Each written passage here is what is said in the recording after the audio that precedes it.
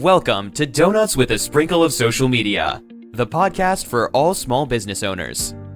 I'm your host, Shaun Moat, and with 15 years experience in digital marketing, I've got a passion for small businesses and social media. Each week, we'll speak to a business owner, find out about their business and their struggles with social media.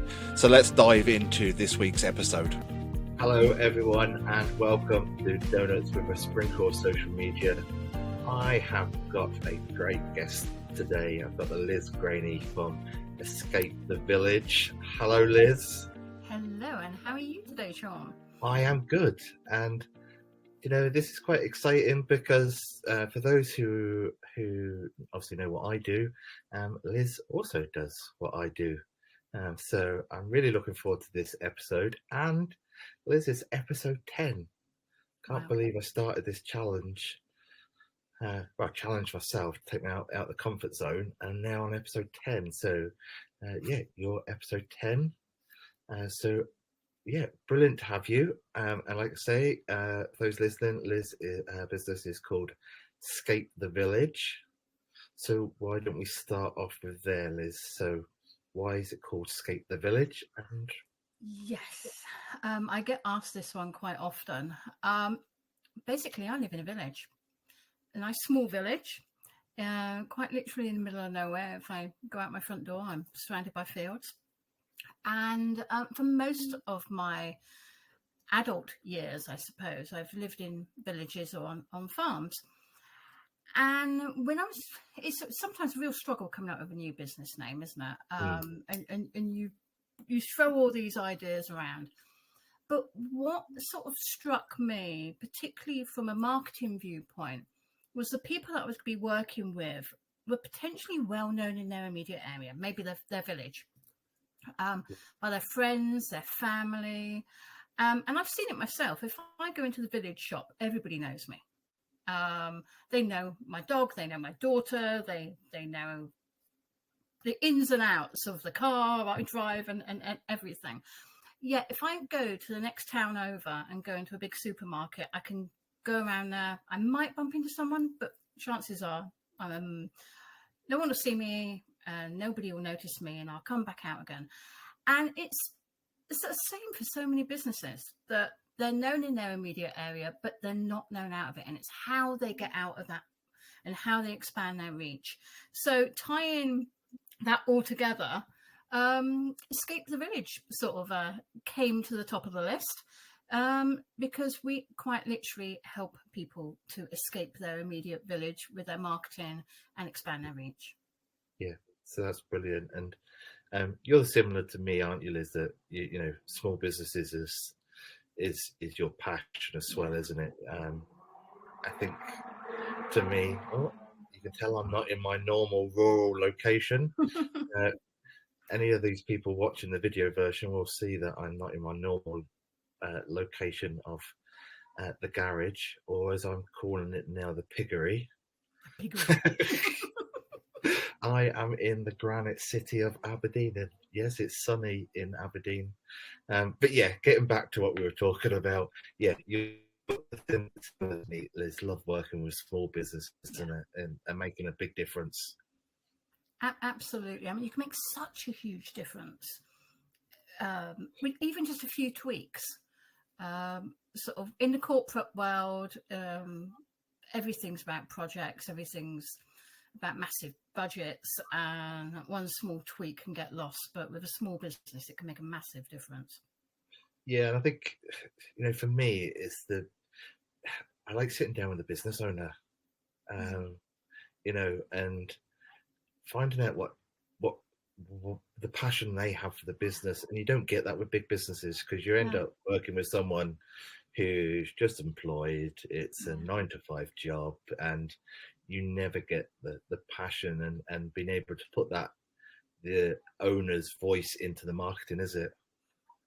Absolutely. And you get the feedback as well, the immediate feedback. I mean, literally just this last week and this week, I've had wow. And that is just, it's really motivating, and it's great to get that sort of feedback. Yeah.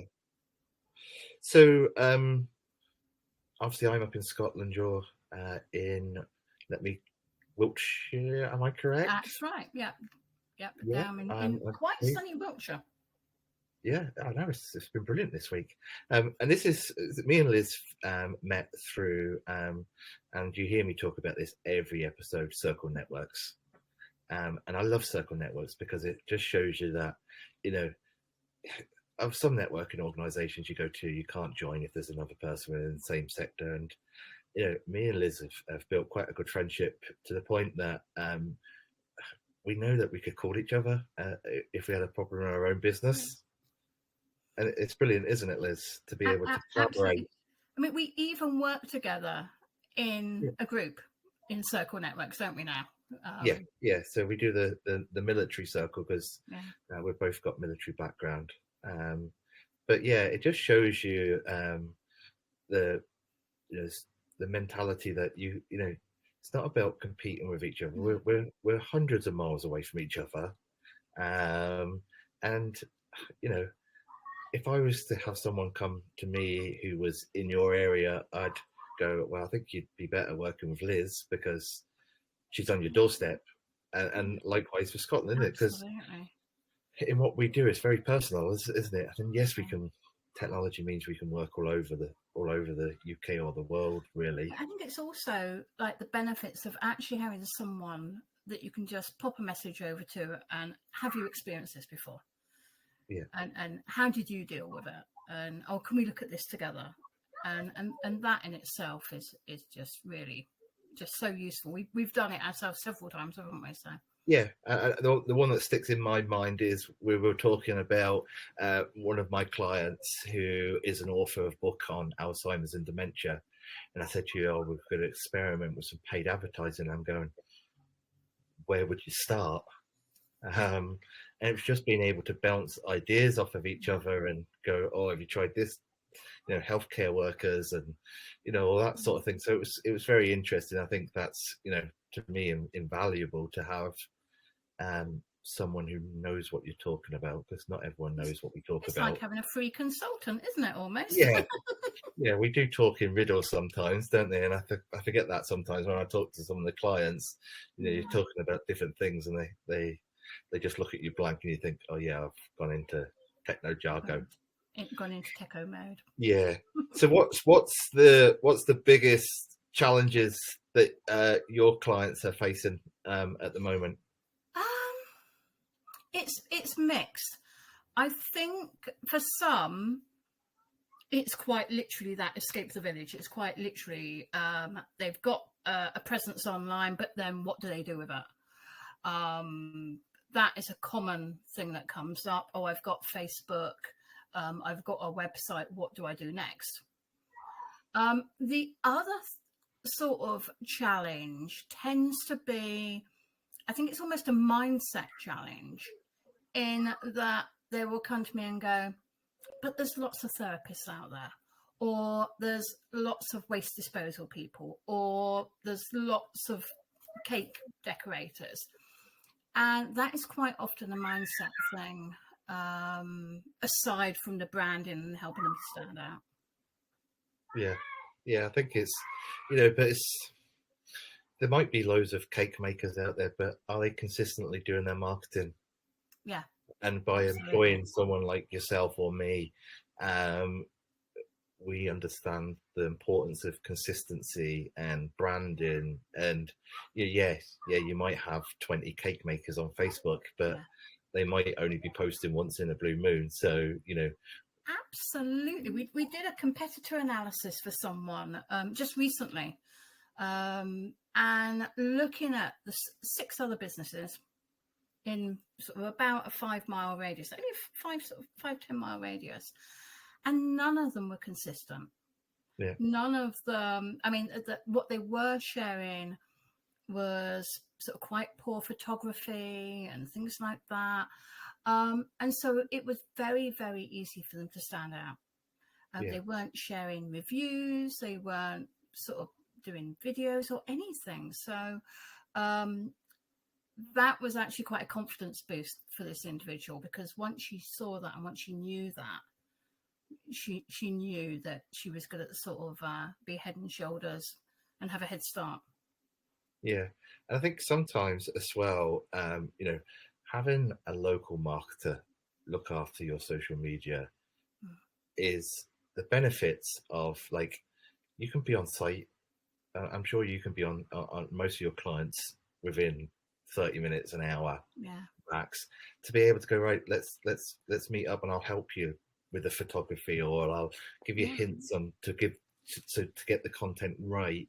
Where you work with some of these large agencies, I hate the word agency. I don't like to. No, I don't like it either. No, it just makes you feel. I don't know. I'm not an agency. No, I tend to call myself more a consultant and trainer. Yeah. That offers agency services. Yes. I hate the word agency. I just think when you think agency, you think multiple people working in a building who just have an account. They're not really. They don't really. No. Yeah. Absolutely. And I think being able to work locally or within a region, you actually know that region, you know that area. I mean, I've worked nationally before, I've worked internationally with companies before. And the amount of research you need to do, and even then, you can't truly know somewhere that's 200, 300, 500 miles away. Yeah. And it's those little insights that can make a big difference. Yeah, and I think I have one client in Southend-on-Sea, so couldn't be further away. And you're right, that does bring its own challenges. Yeah. One, I'm not on site, so luckily it's a jewellery shop. So luckily, the girls that work in the jewellery shop at the weekend are really switched on. So they know how to take the photography, how to take the videos, how to make it all look good. And the owner actually was a marketer in a previous, so it takes away a few of those challenges. But I think if I had 99% of my clients are local. I have two clients that aren't local. One's a B2B client that provides software, and that's a lot easier because I'm not trying to sell I'm selling a bit of software, but you know what I mean. It's not like it's jewelry. not a personal. So it doesn't have as many challenges as like a jewelry shop or a fruit and veg merchant, where you want to be on site to help them. And I really think the benefits of working with people like yourself is outweighs you might have a team of 10 people in an agency, but I don't think you'll get the service that you get from the likes of yourself and me. No, definitely. It is that personal touch, isn't it? Yeah. So one question I get asked quite a lot, Liz, is are you frightened that AI is going to take your job? Absolutely not. I've actually just done several AI courses myself this year. I've been doing some studying with the Chartered Institute of Marketing with their AI courses. I did a one-day conference for AI as well. And I'm actually just developing my own AI for marketing course as well for my own clients. So absolutely not. And I just look on it as just another tool, like Canva, maybe a few years ago, Adobe. It's just another tool. Yeah. And I was recording the previous episode with Helen, and I was saying to her, AI ChatGPT, let's say ChatGPT for example, it's a bit like a business. The effort you put in is what you get out. So it's only as ChatGPT or any of the other AI bots that are out there, it's only as good as the information you put in. And obviously that needs someone who's breathing and alive and understands the real world. Yes, and you see it all the time actually with blogs getting churned out, sort of 20 at a time, and you can instantly pick it up with these particular words that it uses and how it phrases things, and its structure. So unless you actually put in the right seed and the right prompts, and even then you've got to tweak it, you've got to edit it, you've got to sort of smooth out the rough edges and things. So, but there's a lot of lazy people that just chuck in a prompt, not even 2 sentences, maybe a single sentence, and then we'll whack it up on the website. Yeah, I won't lie. I use ChatGPT before this podcast, and I thought, I'm interviewing a fellow marketer, and here's their website, and can you give me some questions? And you know what? It came up some really good questions, right? Should I be worried, Shaun? Yeah, I'm thinking that I don't even do. So it did. So it says, so this is specific to your company. These questions are. It says, your company emphasizes on rural and local marketing. What unique strategies do you employ for these niches? What services do you find in demand for your clients? Can you explain, and I'll come back to this one, I'll leave this one to last because I want the answer to it. How does Escape the Village support community incentives and local businesses? So ChatGPT was very clever there, because I know that you support local community events and stuff. So it was very good, but it came up with 20 odd questions, but there's definitely not 20 questions that I would use, but it's good to start with, isn't it? Yeah. So what it asked, and this is what I find really good.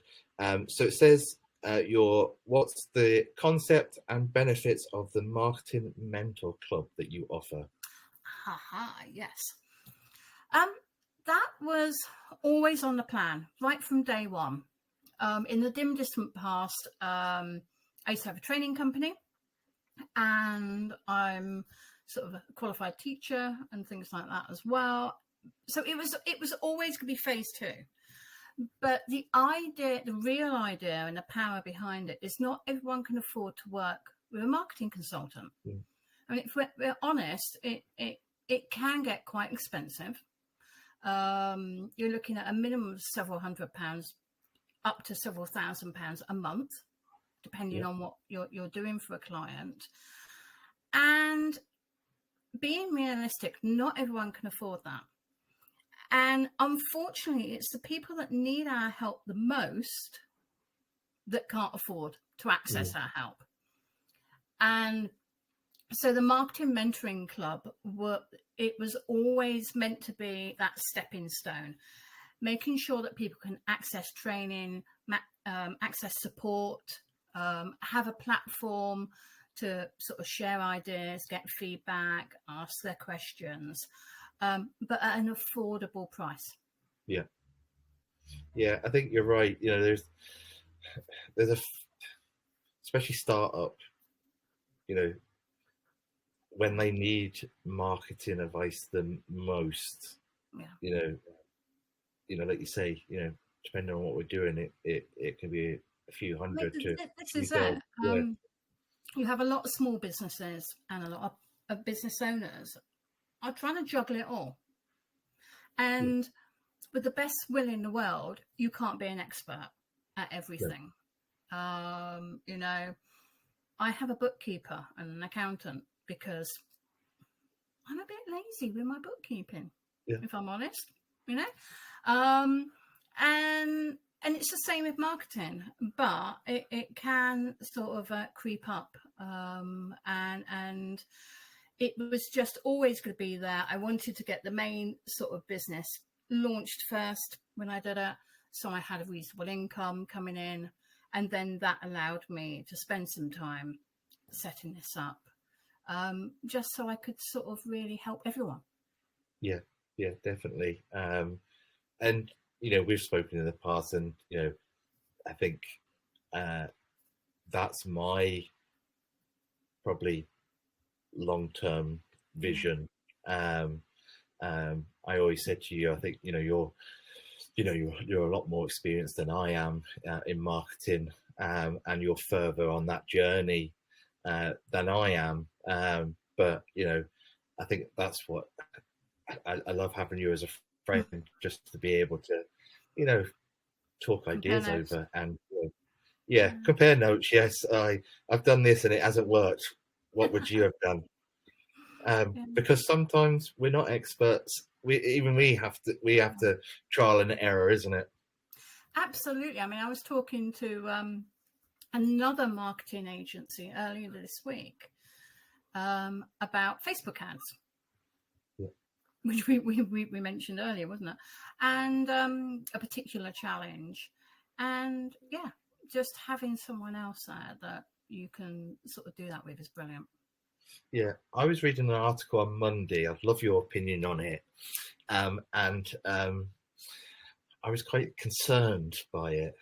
So Facebook are looking at a ad-free subscription. Right. But they're facing roadblocks in Europe. I bet they are. Yes. And I'm like, well, what are they gonna? Surely that's just gonna cut all their income from paid advertising, because if everyone signs up to a ad-free subscription, well, we see it coming with quite a few platforms now, though, haven't we? To be honest, I know, whatever you want to call it, Twitter, X, etc., etc. The platform previously known as. They've gone down a similar route, and it does seem to be coming to a head. I think it is a way of them trying to desperately generate income, because the market is actually becoming, it's so spread out with all these different platforms. They're all offering advertising now. Then Facebook isn't getting the income that it used to. I mean, everybody used, it was basically Google ads or Facebook ads, wasn't it? Let's be honest. Yeah. But now you can advertise on TikTok, LinkedIn, anywhere, really. So they've got to find a way to plug the hole. Yeah. The thing that worries me is that, I think Facebook advertising for a B2C client with a small budget can get really good results. Yeah. But I wonder if this happens, what's going to... I think they're going to lose even more on advertising, basically, because people are going to look elsewhere. I mean, it's logical, really. If the majority of your target audience has signed up not to see ads, are you going to go to that platform? No. I think it's just going to put money into Google, and people start investing more in PPC, aren't they? Yeah, absolutely. Or they're potentially going to look at other avenues completely. Yeah. TikTok's already proven that you can go viral on one single video. Yeah. I've done videos in the past and they've got like 2,000, 3,000, 4,000 views, and it's you think, why do they want to listen to my dulcet tones? And I think the video was only about, I think it was a promotional video. So, it was trying to sell something, trying to sell Donut Pig marketing, and it got like 2,500 views. It's crazy, isn't it? There doesn't seem to, I have not hit the magic formula yet. I'm still very much experimenting with TikTok. We've got a couple of accounts and things. And now sort of my daughter's part of the team. She's sort of taking on a lot more of the video development and things like that. But I've had the strangest videos really blow up, go absolutely massive. And then something that I thought would actually take off hasn't. Yeah. And we're not magicians, are we? We don't have a magic wand. And I think sometimes when people employ a marketing specialist consultant, they think that we do have a magic wand and we can turn everything around from day one. But even us, we have our own challenges with our own businesses, because we have to market our own business as well. It was funny that my last corporate role, the chairman used to come into my office and he used to poke his head around the door and he goes, how's the Department of Dark Arts then? Because he just didn't get it. Bless his heart. He knew what we were doing was working, but he called us the Department of Dark Arts. And I was saying to someone the other day, I really enjoy doing marketing campaigns for other people, but actually, you know, when it comes to marketing myself, honestly, I don't know about you, but sort of bigging up myself, promoting myself, coming up with new ideas actually for myself, Yes, so much more difficult than coming up with ideas for someone else. I mean, one of my new clients, we had so many ideas. It was like, well, how are we going to actually filter this down and create a shortlist? yeah, it's brilliant when you get that, isn't it? And you're almost going, they're all good, but which ones do we park? Yeah. You're right. I'm the same with my own. But what I've done now is I've passed it to my employee Hazel, and she just does it. And I think it's because we're too close to her. yeah, the only thing I don't like, and she keeps doing it, she keeps calling me the CEO. I go with it because I let her. Yeah, but yeah, I'm not the CEO. Now it is quite weird marketing yourself, and I don't think I ever quite get over that, really, to be honest. No, because you are literally trying to say I'm the best marketer in the world. Come and work with me. Yeah. And we know that we are the best marketers in the world. Well, we are, aren't we? I'm the best in the south, and you're the best in the north, aren't we? Yeah, right. That's So right, isn't it? yeah. So if you're in the north, come and see me. If you're in the south, come and see Liz.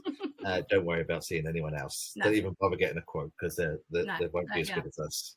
Absolutely. Yeah.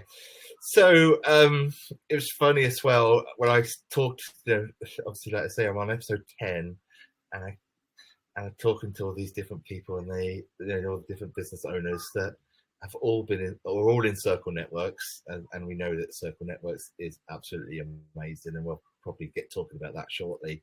But they all bring up Canva, and that used to be our hidden tool, didn't it, Liz? The secret tool. I mean, I actually only took the leap fairly recently because I was stuck in the world of Adobe. And spending quite a bit on a subscription. I had the full suite, and we did use it. I mean, we used it to create magazines. We used it to create sort of graphics to send to printers for all sorts of things. So we did use it, and we used it for video as well. But actually, as Canva's evolved, I've got to be honest. And I think, I think it has evolved so much that, for the small business owner, I would encourage any small business owner, that can't afford a marketer, to experiment with Canva. But it's evolved that much that the options and the tools within Canva, there's some quite advanced ones.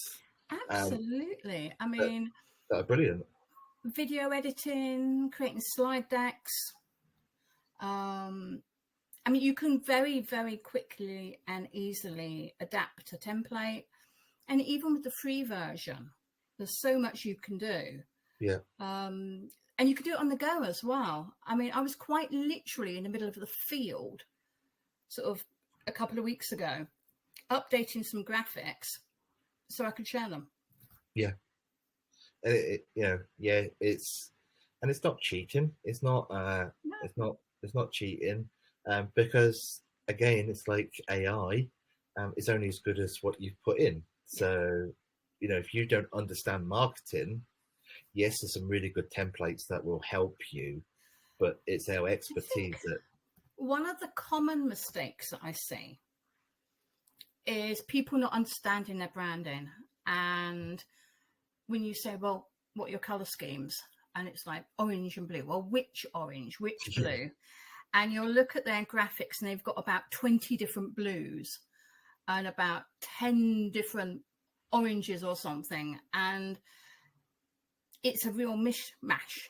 Whereas you can tell the people that have sort of set up their brand guidelines and know what their color codes are and things, because there's more consistency there. Yeah, and like me, I could say, oh, my brand color's pink, but what pink? Because you've got 2 pinks there, and what's the hex code? And it's the little things, isn't it, that keep it consistently? Because you could go, oh, that pink looks like what I normally use, but if you're not keeping that consistency, it can get very challenging, isn't it? Yeah, absolutely. Yeah. So I always like to promote circle networks on every meeting, because obviously everyone who's been a guest is also a circle networks. And we wouldn't have known each other either, would we? No, definitely not. And the friendship that we've made, and that's where I totally believe that the strapline friendship fuels business. It does. Our friendship, from meeting each other to knowing that because the structure of the meetings is all about knowing who Liz is and what Liz does. So I know that you've got a farmyard of animals galore. A herd, yes. A herd. I know that you've got a herd of animals. I know that you're ex-military. I'm ex-military, and that's what brought us together to run the military circle on a Monday. And I run my one on a Thursday as well. But it really is about friendship, isn't it? Yeah, absolutely. I think the more you know someone, the more you trust them. The more you sort of get into them and their likes. And I mean, I know you've got a herd of children as well, as have I. As well as the herd of animals, we've both got a herd of children, and we've got that shared interest in marketing, the shared background with the military, and everything. And there is that understanding, and almost that unspoken word there, which is brilliant. Yeah, and we talk about other networking organizations. We tend not to mention their names, but it's 3 letters, so anyone who's in the networking game will know who we're talking about, how they lock out your competitors. But we're not competitors. We're not. And also the thing that I really love, and it was the thing that came across instantly, was the atmosphere, the friendliness, the no pushiness. It wasn't, well, I do this, you want to buy from me, full stop. We skip the pitches. We have some genuine chats, and quite often I'll go into a breakout room and we touch on business, but I mean, we talk about the weather. We've been talking about the Olympics. We talk about all sorts of things. Well, we had our circle we had the military circle, didn't we, on Monday? And I think we were in a room together. I can't remember who we were in the room with, but I don't think we even touched on business. No. It was just it's like you would go down the pub to catch up with your friends. And go, oh, what's happening with you? We have a bit of a giggle as well, don't we? Yeah. For family audiences, I won't repeat some of it, but we do have a giggle, don't we? Yeah, definitely. And I would encourage anyone who's in a small business that wants a supportive networking organization that do pass referrals. It's not all, as I call, shits and giggles. We do pass referrals to each other, and there is business being passed across its members, but the focus is about building that friendship first before you even attempt to pitch anything to anyone. And we're global as well. South Africa, you were talking about. I know who you were speaking to, the other marketer. They're in South Africa. Believe it. South Africa, I've been talking to people. Dubai, Sweden. We had Johan come from Sweden on Monday, as well. The Philippines. I mean, just incredible. Yeah, I was speaking to Wendy Kerr, who does AI. So she builds the bots that help you so you don't have to keep asking the same prompts all the time within ChatGPT. So that was quite exciting chat, and I'm about to trial some of her software.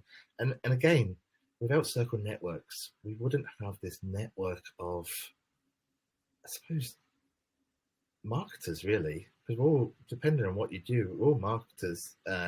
Me, yourself, there's Michelle in South Africa, Wendy doing the AI, there's Vit doing the AI.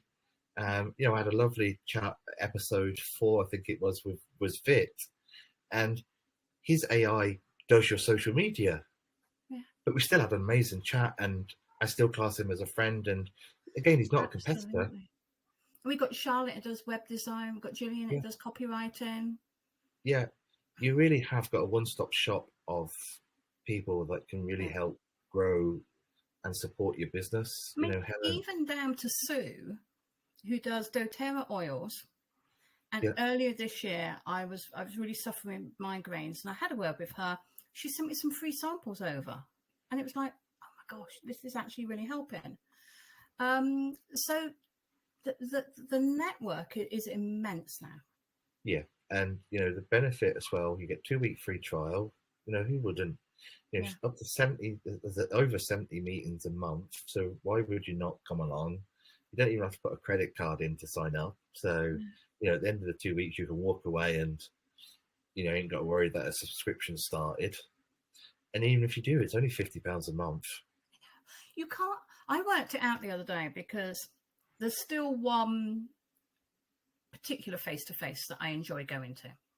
Yeah. But I worked it out that by the time I'd driven there and driven back, by the time I paid for parking, drinks, food, whatever, even that one event, it creeps up. I probably would spend just for that one event once a month, probably 35 quid.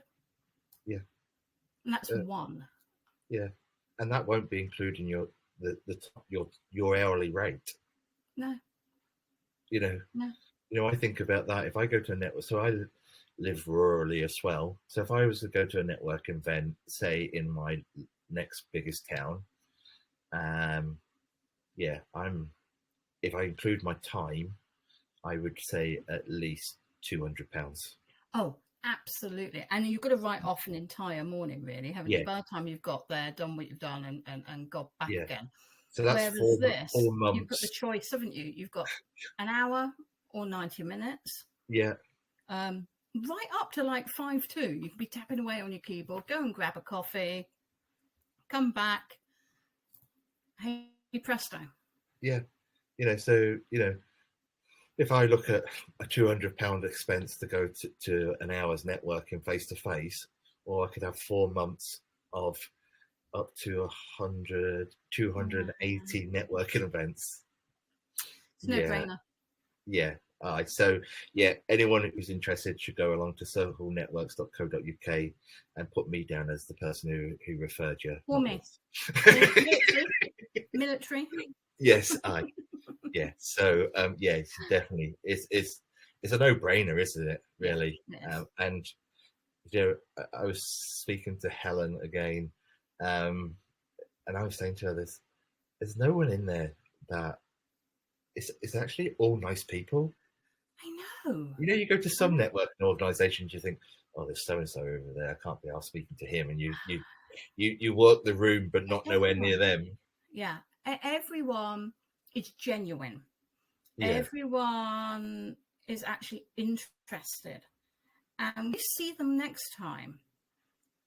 They remember. Like at the moment, I'm getting asked about a particular little hedgehog quite a lot. Yes. But I mean, it's great, and some of these people I've never ever met, and yet they're just great friends. Yeah, I've got Michael out in Qatar. We have this running joke because the first couple of times, once I was in the garage, then the next time I was in my partner's new commercial unit, and I was a bit like today, a bit unshaven and had hair grown back in odd places. And then the third time I was in a car because I just stopped at Starbucks, and he said at this meeting, he goes, "Oh, I don't think we've met before." I went, "We have, because you were in Starbucks in Qatar airport getting your visa renewed." So it's funny. We have a little chuckle that I always try and come in disguise when it's Michael on the call. But yeah, it's brilliant, and everyone should. If you're in business, you should join Circle Networks. I mean, it's just part of that marketing mix. Yeah. For almost any business, I think networking is essential, but it's become quite expensive with these face-to-face meetings and things like that. And this is a really cost-effective way of doing it. So back to marketing. If you had a crystal ball, Liz, where would you see marketing going in the next 5 years? Oh, gosh. You know, technology has moved so fast, even in the last 5 years. And I think part of that was COVID, because it was almost forced upon us. But when I look at sort of the handheld technology now, that is incredible. You know, my first phone, you almost needed a rucksack to carry it around. You know, you would give yourself an injury just carrying it out to the car. Whereas now, I was looking at developing an app for a client recently, and it's for a show next year, an agricultural show next year, and we're building in a directory. We're building in push notifications, so if something starts in the main arena, someone can have a push notification. And I think marketing is going to become much more personal than it is. The days of blanket marketing are well and truly gone. Personalization, targeted marketing, it's just going to become more and more so. And those lovely little things that we all have in our pockets are going to become an even greater tool. Yeah. Do you know something? Right? I always make a laugh. You know, I have the iPhone. Who needs a fancy camera? Because the you know, that is as good as you know. I'm sure John, the photographer in Circle Networks, would be cursing me now. But who needs a photographer? I've got to be honest. I do have both. Yeah, I do have both. But the majority of the time, we just use a phone. We use it for video. We use it for photos. We use it, especially if it's a quick moving thing like a show or something. Yeah. We use it to get some snaps. The bigger cameras tend to be the more studio, the more setup, the more sort of portfolio type things now. Yeah, I think, you know, for me, the next 5 years, I think AI is going to develop even more. I think it's going to be an intricate part that if you aren't using it, you are going to be behind the curve. Yeah, big use style. it or lose it. Yeah, I think, you know, we're in that learning curve now that I think anyone, you know, even business owners should be experimenting with AI to simplify their work. Back, someone said to me the other day, "Do you remember Windows 98?" And I thought, oh dear, I actually remember before Windows 98, Windows 95 and all sorts of things. But those first people that sort of embraced Windows and got on with it and started using it, you know, were far more comfortable, far more quickly. And it's the same. I mean, I joked about the size of my mobile phone, you know, a moment ago, but now I can fit it in my back pocket. But yeah, I've only just managed to get my mother to start using her mobile phone. She had a mobile phone and put it in the glove compartment of the car, and then would drive around with it, and then it would always be dead when she wanted to use it. Yeah. Put that one out, But yeah, I think AI, you've got to get on it now, because it's happening, and it's moved so fast in the last 18 months that, it's just there. You've got it on your laptop, you've got it on your phone. I even use a digital dictaphone, and then I can plug it into my laptop, and it's transcribed and it's formatted and everything based upon if it's a client report. Yeah. Or not. I don't even have to do it. Even this software that I'm using today, Riverside, for my podcast.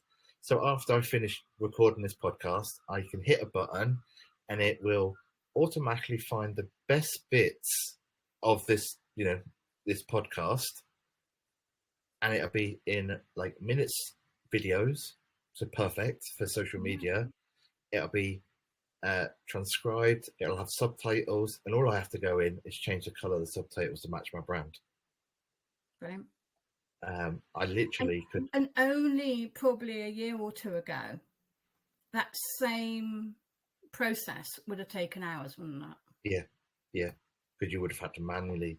Well, I don't think people would have bothered with subtitles a year ago, because it would have been so hard. Yeah. It even produces my show notes in a tap. I was, like I say, as you know, I'm in Aberdeen today, so I'm at my son's, and I was talking to him. I said, look, I just pressed this button, and literally about 5 seconds, it created a show notes, introduction about what we were talking about, hashtags, even comes up with a suggested title, although the titles are a bit dodgy sometimes. But yeah, it just shows you the power of AI, and how it, to me, it's about being productive and using the best tools available. Yeah, absolutely. And as I said, it's just another tool. I don't think it's anything to be scared of at all. It's something to be embraced, and it can just. Think of it. Somebody said to me the other day, think of it as another employee. Yeah. So if you speak to Wendy, she has these all set up. She's got 6 employees in ChatGPT. They've all got names as well, and each employee does something different. So one will create the content, and then the other one will make it friendly for social media, and it's mind blowing. But it just shows you that you're able to expand your team for absolutely at a fraction of the cost. You don't have to pay it holiday. No, it doesn't mind working late, early, and it works on Christmas Day. Although you shouldn't be really working on Christmas Day. It's great. So Liz, give a shout out to your website. What's your website for anyone in the south? Because if you're in the north, you shouldn't even be looking at Liz's website. Unless you want to see the animals. Yes, you can see the animals, but that's it. So it's www.escapethevillage.com, and if you pop onto our About Us, you can meet the herd. We don't have a meet the team, we have a meet the herd, and we've got everything from a 750 kilo horse down to our foster hedgehog on there. That's great. And for those small businesses that can't afford the expertise that me and you offer, your mentoring club, how much is that, and where do they sign up to that? At the moment, it's £15 a month. It will be going up in the autumn, because we're changing it over to a new platform, which is going to be giving us lots more exciting sort of functionality and things. So when we make that move, there will be a trial period. You can pop on and try it, but then it will go up to £20 a month. But that is still like, gosh. 20. I thought you were going to say it was £99 a month or something, Liz. £20. That's very much about making it approachable, making it within budget for everyone. And actually, with registered charities, I've got some charities that I work with, and I just actually give it to them for free. Yeah, that's brilliant. So thinking out loud, that's 4 Starbucks coffees. So get rid of one of your coffees a week, and sign up to Liz's marketing mentoring club. So head over to our website. Liz, it's been amazing speaking to you. Great to catch up. Yeah, I love you. I know you love me too. I know, I love you. I do. But yes, it's been brilliant talking. And yeah, so head along to Liz's website. Or remember, North-South divide. It works here. Yeah, North, it does. South. Yeah. Yeah, if you're anywhere above Manchester, come and see me. Yeah. Anywhere below Manchester, go and see Liz. Absolutely. And we know that you've gone to each other, because we'll tell each other if you think that you're going to come and see me. Yeah. So we talk. We do. And yeah, and if you want to join Circle Networks, head over to circlenetworks.co.uk. You get a 2-week free trial and meet the amazing people like me and Liz.